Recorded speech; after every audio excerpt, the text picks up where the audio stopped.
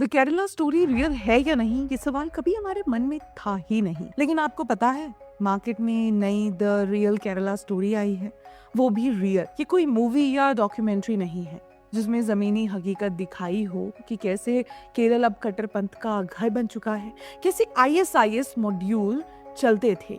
नहीं, ये real Kerala story है।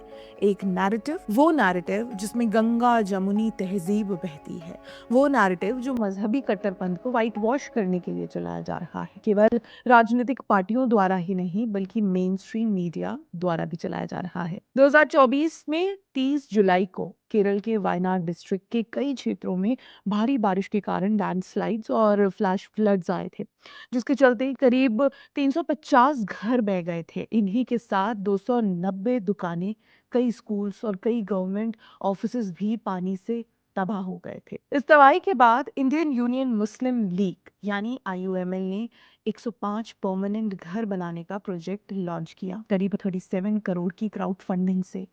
7 महीने में पहले 51 हाउसेस कंप्लीट हुए। इन 51 हाउसेस में से 14 हिंदू फैमिलीज थी। पहली चाबी दी गई शारदा को, एक हिंदू महिला को। वायरल वीडियो में एक घर में गणपति हवन हो रहा था, दूसरे में नमाज पढ़ी जा रही थी। और बस इतना हुआ कि पूरी मीडिया ने एक साथ एक ही फ्रेज चिल्लाया।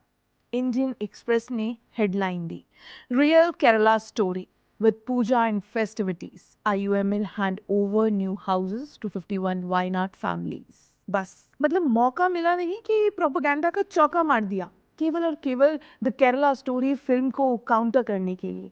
लेकिन एक मिनट दोस्तों, ये पहली बार नहीं है जब हम इस तरह की हेडलाइन देख रहे हैं। इससे पहले भी कई बार इस तरह की हेडलाइंस या इस तरह के बयान हम देख चुके हैं। सीएम पिनराई विजयन ने एनडीटीवी को इंटरव्यू दिया, real Kerala story is our communal harmony. Frontline ने कवर स्टोरी की, the Kerala story 2 and the politics of manufactured fear. MV Govindan ने मोनालिसा की शादी पर कहा, this is the real Kerala story.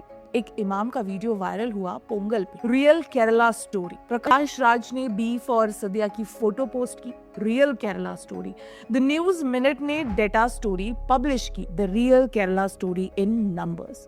ये सब अलग अलग लोग हैं, अलग अलग प्लेटफॉर्म्स हैं, अलग अलग इंसिडेंट्स, लेकिन एक ही फ्रेज और एक ही मकसद, द केरला स्टोरी फिल्म के नैरेटिव को काउंटर करना। अब सवाल ये है कि द केरला स्टोरी का नैरेटिव आखिर था क्या कि इतनी बड़ी काउंटर मशीनरी खड़ी करनी पड़ी।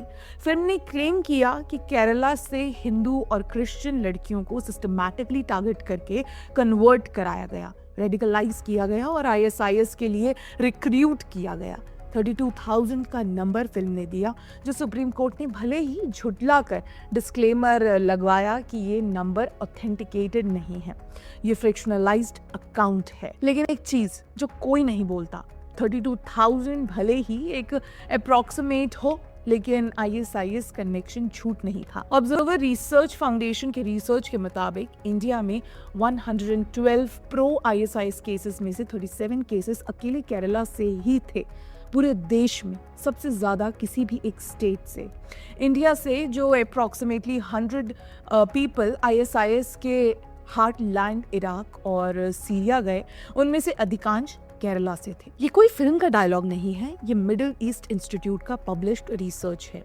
एनआईए ने 2016 में कसरगोड मॉड्यूल बर्स्ट किया, जिसमें कम से कम 24 लोग डिसअपेयर होकर अफगानिस्तान में आईएसआईएस कॉलोनीज में चले गए। इसी मॉड्यूल से एक क्रिश्चियन विमेन सोनिया सेबेस्टिन का कन्वर्जन और उसका अपने मुस्लिम हस्बैंड के साथ अफगानिस्तान जाना लिंक था। एनआईए ने 2017 में चार्जशीट फाइल की, जिसमें 21 मर्द और औरतों का एक ग्रुप जो 2016 में बैचेस में इंडिया से निकले थे, अफगानिस्तान में आईएसआईएस के साथ ज्वाइन होने का डॉक्यूमेंटेशन था। ये केसेस रिकॉर्ड पर हैं, एनआईए के डॉक्यूमेंट्स में है। और इन केसेस में जो कॉमन थ्रेड था वो कन्वर्ट हुई महिलाओं की कहानियां थी। तो द केरला स्टोरी ने जो कोर प्रॉब्लम पॉइंट आउट की थी वो ये है कि केरला में एक स्पेसिफिक पैटर्न था, जिसमें नॉन मुस्लिम विमेन को टारगेट करके कन्वर्ट किया जा रहा था और इवेंचुअली रेडिकलाइज किया जा रहा था। वो पैटर्न रियल था, लेकिन सच्चाई कभी इकोसिस्टम ने मानी ही नहीं। काउंटर तो करना ही है, कैसे करेंगे? तो जी फ्रेज बनाओ, IUML के घर दिखाओ, इमाम का वीडियो वायरल करो, मोनालिसा की शादी पर नेता भेजो और बोलते रहो ये है रियल केरला स्टोरी। ये काउंटर नैरेटिव कितना केयरफुली क्यूरेटेड है। जब फ्लड्स आए तब किसी ने कुछ नहीं कहा, तब कोई रियल केरला स्टोरी हेडलाइन नहीं आई, तब कोई CM का साउंड बाइट नहीं था, तब कोई फ्रंटलाइन कवर स्टोरी नहीं थी। ये फ्रेज तब चला जब द केरला स्टोरी 2 का ट्रेलर आया फरवरी 2026 में, और फिर एक के बाद एक इंसिडेंट्स लाइनअप होते गए जैसे कोई स्क्रिप्ट पहले ही लिखी गई हो। 22 फरवरी 2026 फिल्म का ट्रेलर रिलीज होता है। उसी दिन प्रकाश राज का बीफ सदिया पोस्ट। 27 फरवरी फिल्म रिलीज होती है। अगले दिन द न्यूज मिनट का conversion data story. Film controversy peak पर, इमाम का पोंगल वीडियो वायरल, इलेक्शंस नजदीक आते ही IUML के घर हैंडओवर किए। ये इत्तेफाक नहीं है, ये एक इकोसिस्टम है जो एक कोऑर्डिनेटेड लैंग्वेज में काम करता है, और इस इकोसिस्टम का नाम मेन स्ट्रीम मीडिया है। द न्यूज मिनट वाली स्टोरी की बात करें तो समझ आएगा कि ये काउंटर नैरेटिव कितना सिलेक्टिव है। उन्होंने केरला गजट का डेटा दिखाया, 2024 में 365 लोग हिंदुज्म में कन्वर्ट हुए, 343 इस्लाम में। इसलिए हेडलाइन दी गई कि हिंदुज्म सबसे ज्यादा कन्वर्ट्स अट्रैक्ट कर रही है और फिल्म का नैरेटिव गलत साबित होता है। लेकिन उसी डेटा में एक लाइन थी जो क्वाइटली दबी रह गई। इन 365 हिंदुज्म कन्वर्ट्स में से 262 दलित, क्रिश्चियंस और मुस्लिम्स थे जो शेड्यूल्ड कास्ट रिजर्वेशन पाने के लिए कन्वर्ट हुए थे। यानी वो स्पिरिचुअल कन्वर्जन नहीं थी, वो स्टेट के कास्ट सिस्टम की मजबूरी थी। लेकिन real Kerala story in numbers की हेडलाइन में वो नुआंस फिट नहीं होती थी, तो वो हेडलाइन नहीं बनी।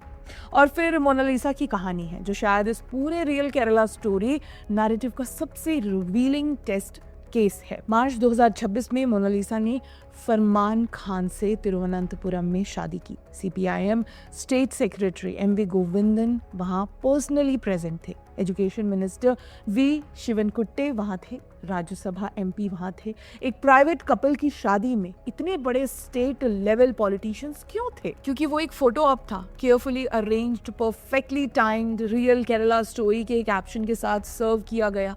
एक महीने बाद national commission for scheduled tribes की इंक्वायरी में पाया गया कि मोनालिसा माइनर थी, शादी इलीगल थी और एब्डक्शन का केस फाइल हुआ। वही मीडिया जो रियल केरला स्टोरी की हेडलाइन लगाकर इस शादी को सेलिब्रेट कर रहा था, उसका फॉलो अप आज भी नहीं आया।